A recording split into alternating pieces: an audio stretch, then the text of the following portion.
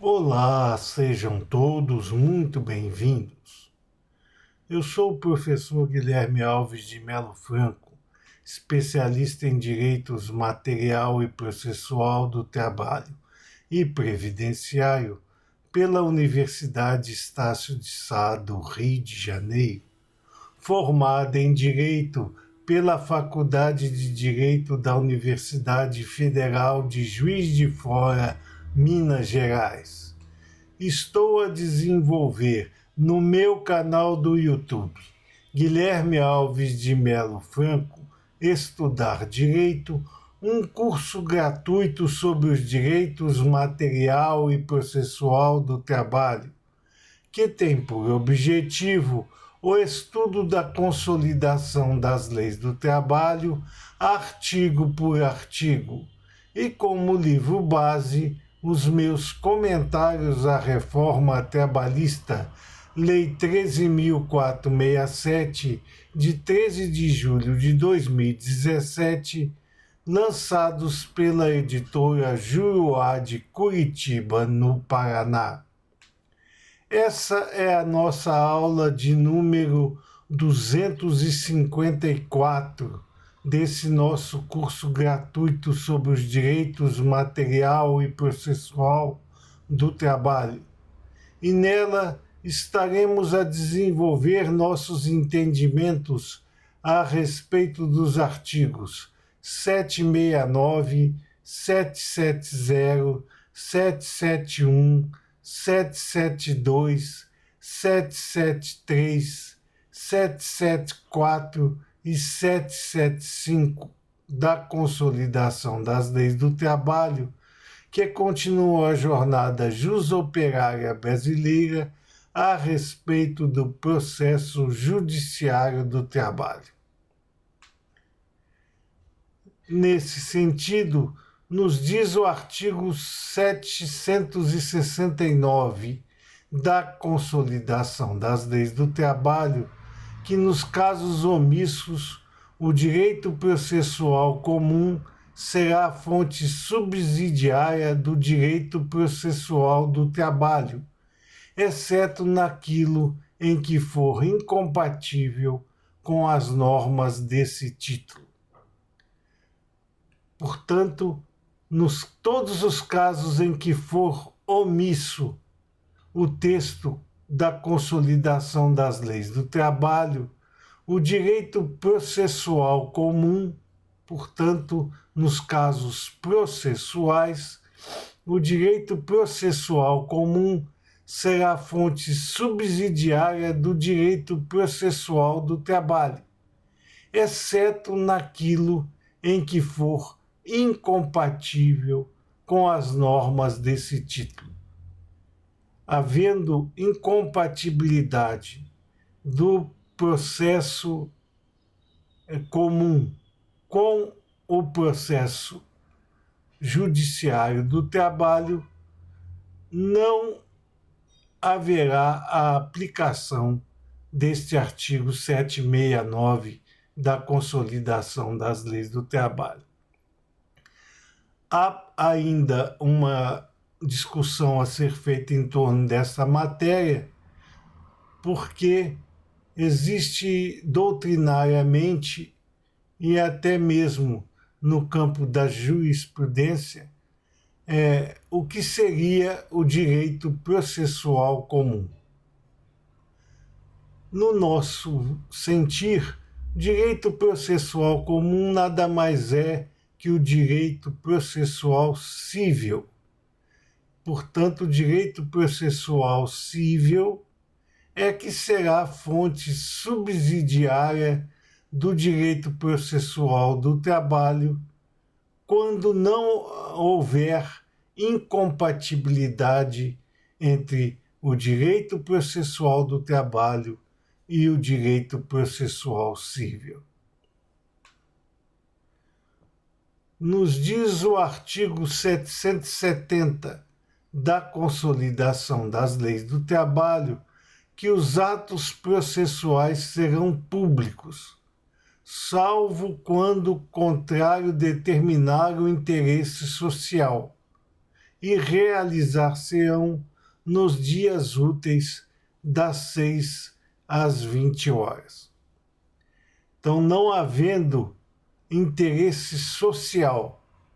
que impeça a publicidade dos atos processuais, os atos processuais serão públicos e realizar-se-ão nos dias úteis das 6 às 20 horas. Continua a nos dizer o artigo 770 da Consolidação das Leis do Trabalho, dessa feita em seu parágrafo único, que a penhora poderá realizar-se em domingo ou dia feriado, mediante autorização expressa do juiz ou presidente. Aqui cabe também uma discussão que vai nos remeter do parágrafo único ao caput desse artigo 770 da Consolidação das Leis do Trabalho, com respeito ao que seria considerado dia útil para os fins da aplicação dos ditames incertos neste fascículo seletista. A nosso sentir, os atos realizar-se-ão nos dias úteis, que são aqueles havidos entre a segunda e a sexta-feira. Embora em algumas situações o sábado seja considerado também como dia útil, para os fins do artigo 770, apenas de segunda a sexta-feira poderá ser considerado como dia útil.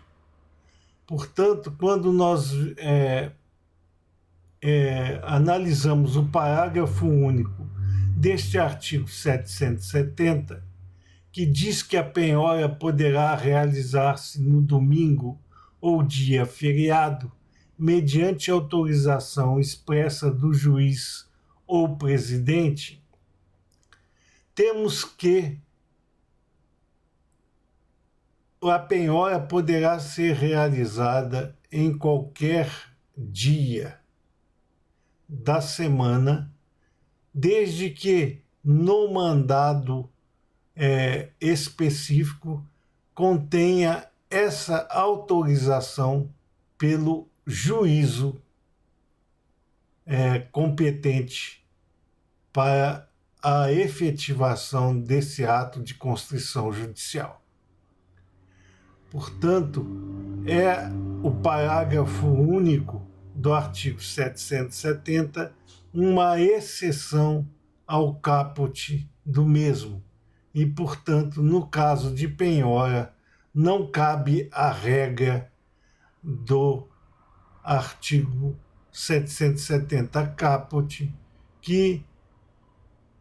obriga a realização dos atos processuais nos dias úteis. Com relação à penhora, qualquer dia pode ser utilizado pelo oficial de justiça para fazer cumprimento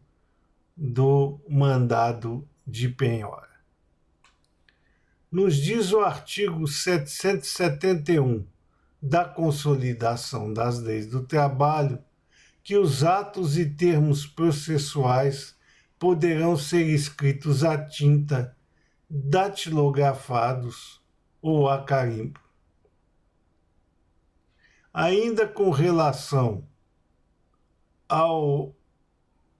artigo 770, em seu parágrafo único, cabe a consideração de que atualmente não existe mais a figura do presidente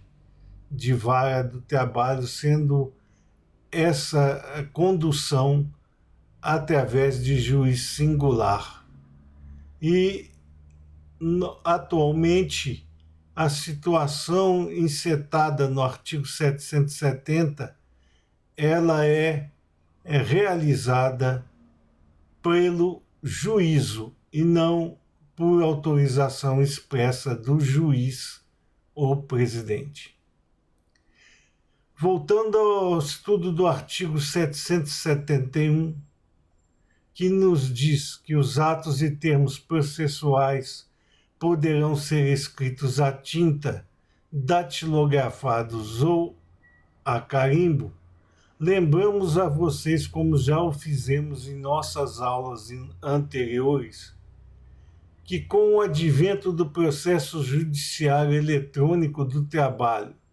que foi implantado em 29 de março de 2010, através do Acordo de Cooperação Técnica número 52 do CNJ e do TST, não existe mais atos e termos processuais escritos a tinta, datilografados ou a carimbo, sendo os mesmos incertos no processo judiciário eletrônico do trabalho e, portanto, todos fazem parte do sistema processual eletrônico, não mais cabendo atos e termos processuais escritos a tinta, datilografados ou a carimbo. Nos diz o artigo 772 da Consolidação das Leis do Trabalho que os atos e termos processuais que devam ser assinados pelas partes interessadas, quando estas, por motivo justificado, não possam fazê-lo, serão firmados a rogo na presença de duas testemunhas, sempre que não houver procurador legalmente constituído. Aqui cabe o mesmo parênteses, que com a implantação do processo judiciário eletrônico do trabalho, que foi implantado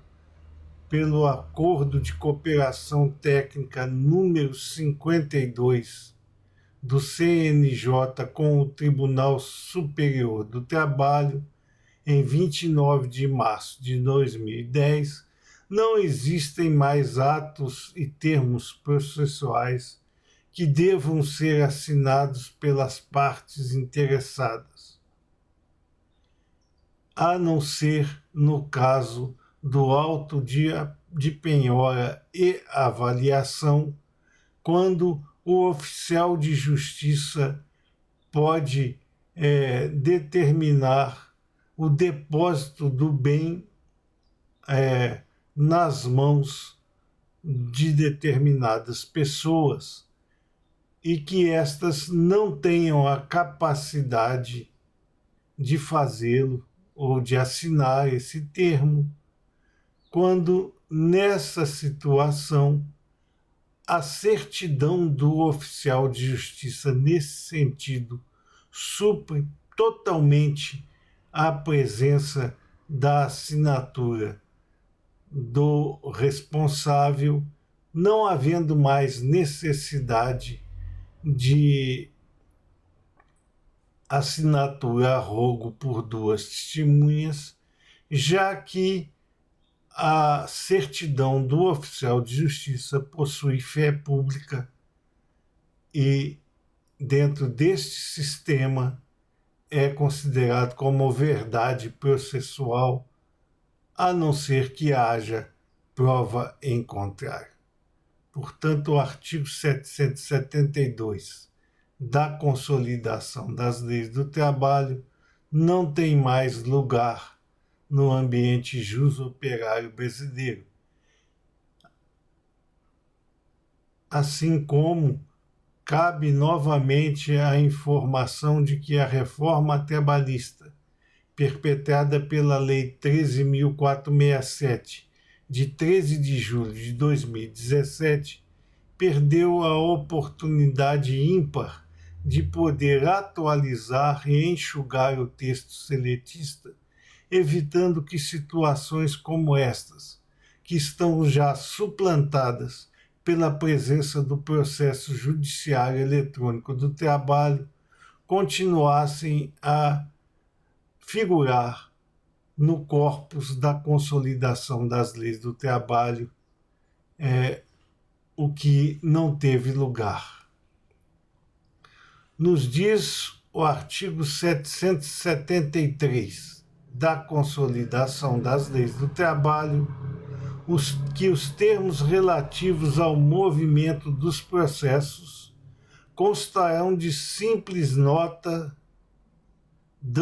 datadas e rubricadas pelo secretário ou pelos escrivães. Nesse sentido, cabe agora também o adendo a respeito do processo judiciário eletrônico do trabalho, posto que, após a sua implantação, não há mais notas datadas e rubricadas pelos secretários ou escrivãs das varas do trabalho, sendo todos esses atos e termos incertos no âmago do processo judiciário do trabalho, sem necessidade de haver datação e rúbrica pelos secretários ou escrivãs, já que esta situação é feita através de assinatura eletrônica. Cabe ainda também uma informação que o termo secretário de vara do trabalho foi substituído pelo chefe de secretaria e, portanto, a ele cabe a condução desses atos relativos aos movimentos dos processos, podendo ele determinar esta situação a algum funcionário da vara do trabalho respectiva.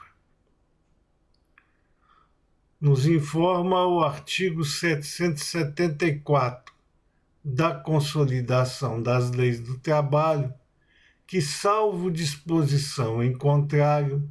os prazos previstos nesse título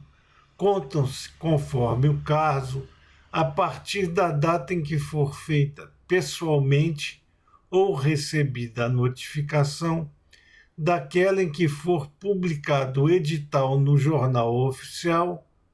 ou no que publicar o expediente da Justiça do Trabalho, ou ainda daquela em que for afixado o edital na sede da Junta, Juízo ou Tribunal. Que novamente nós vemos a incapacidade da reforma trabalhista perpetrada pela Lei 13.467, de 13 de julho de 2017, em atualizar ou mesmo enxugar o texto da Consolidação das Leis do Trabalho, adequando-o, quando necessário, aos modernos movimentos processuais. Aqui não cabe mais os termos junta de conciliação e julgamento, porque as mesmas foram extintas e substituídas pelas varas do trabalho,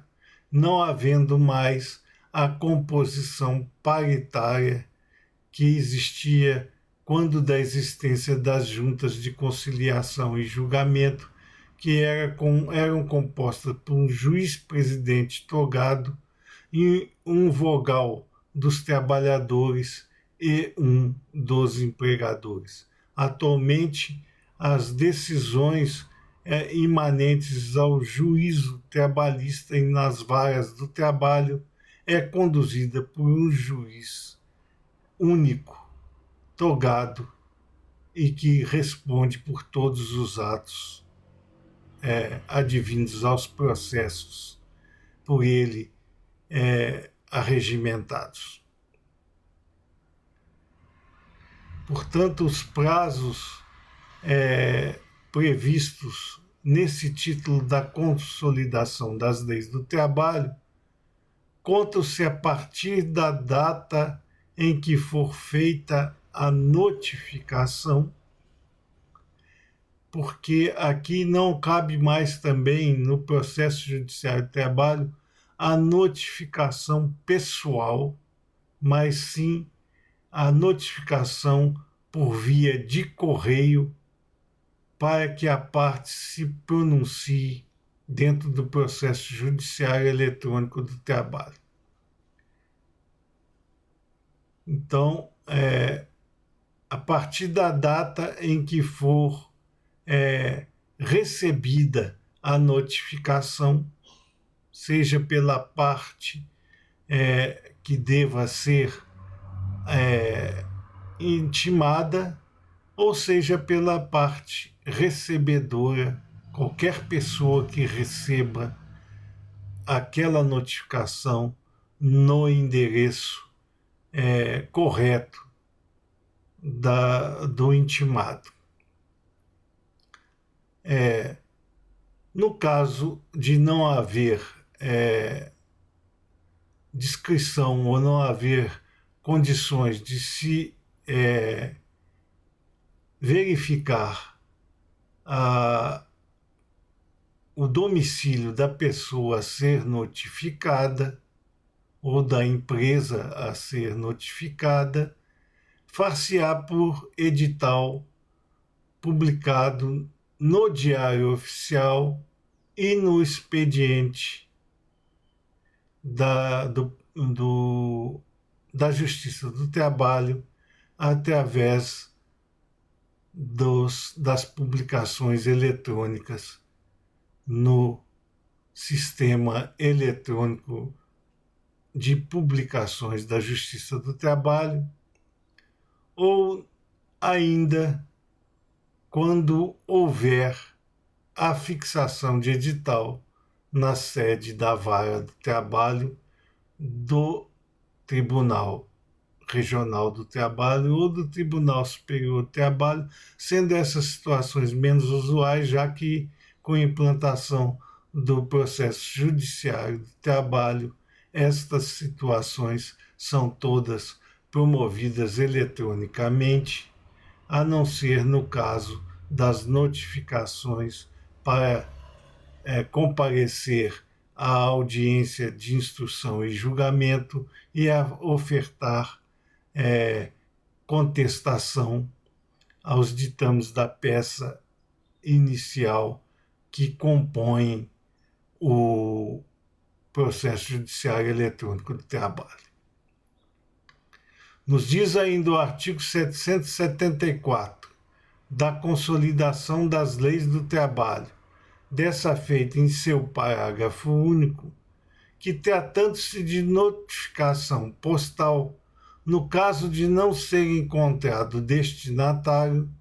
ou no de recusa de recebimento, o correio ficará obrigado, pena de responsabilidade do servidor, a devolvê-la no prazo de 48 horas ao tribunal de origem. Portanto, no caso da notificação postal, quando não for encontrado o destinatário, ou quando houver a recusa do recebimento, através de certidão do próprio carteiro, o correio ficará obrigado, pena de responsabilidade do servidor responsável para esse mister, a devolvê-la no prazo de 48 horas ao tribunal ou ao juízo de origem. Nos informa o artigo 775 da Consolidação das Leis do Trabalho que os prazos estabelecidos nesse título serão contados em dias úteis, com exclusão do dia do começo e inclusão do dia do vencimento. Aqui há a modificação trazida pela reforma trabalhista através da Lei 13.467, de 13 de julho de 2017, passando os prazos a serem contados em dias úteis, quando anteriormente eram contados em dias corridos, continuando a ser com a exclusão do dia do começo e inclusão do dia do vencimento. Portanto, atualmente, os prazos são contados em dias úteis, não mais em dias corridos, como anteriormente tinha lugar no processo judiciário do trabalho. Continua a nos dizer o artigo 775 da Consolidação das Leis do Trabalho, dessa feita em seu parágrafo 1º, que os prazos podem ser prorrogados pelo tempo estritamente necessário nas seguintes hipóteses: quando o juízo entender necessário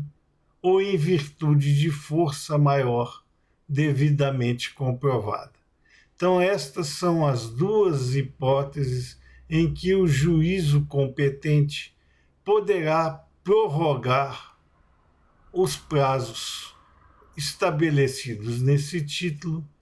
pelo tempo estritamente necessário nas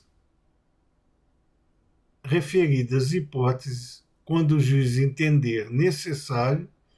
e em virtude de força maior devidamente comprovada. Nos demais casos, os prazos estabelecidos nesse título serão contados, como nos anunciou o artigo 775, seletista, em seu caput, já estudado nessa nossa aula de número 254 desse nosso curso gratuito sobre os direitos material e processual do trabalho. Continua a nos informar o artigo 775 da Consolidação das Leis do Trabalho, que ao juízo incumbe dilatar os prazos processuais e alterar a ordem de produção dos meios de prova, adequando-os à necessidade do conflito, de modo a conferir maior efetividade à tutela do direito. Portanto, cabe ao juízo dilatar os prazos processuais dentro daquelas hipóteses já estudadas anteriormente e construídas pelo artigo 775 consolidado, podendo ainda alterar a ordem de produção dos meios de prova a seu alvedrio, adequando-os à necessidade dos conflitos e de modo a conferir maior efetividade à tutela do direito pretendida. Então, o juízo, dentro daquela situação em que cabe a ele a condução plena do processo, pode dilatar os prazos processuais, desde que havidos, dentro das hipóteses previstas anteriormente nesse próprio artigo 775 consolidado, e também alterar a ordem da produção de provas quando ele entender por manifestação volitiva própria que, assim o fazendo, conferirá maior efetividade à tutela do direito pretendido pelas partes. Essas eram as considerações que gostaríamos de fazer a vocês nessa nossa aula de número 254 desse nosso curso gratuito sobre os direitos material e processual do trabalho. E aproveitamos a oportunidade para agradecer a todos vocês a presença nessas nossas aulas e concitar ainda uma vez mais àqueles que ainda não o fizeram, que se inscrevam no nosso canal e deixem seus likes nas nossas aulas, porque é através destas duas atividades simples que vocês estarão a nos propiciar a manutenção da rigidez desse nosso curso gratuito sobre os direitos material e processual do trabalho, além de podermos difundir o conhecimento aqui arregimentado ao maior número de pessoas possível. Muito obrigado a todos.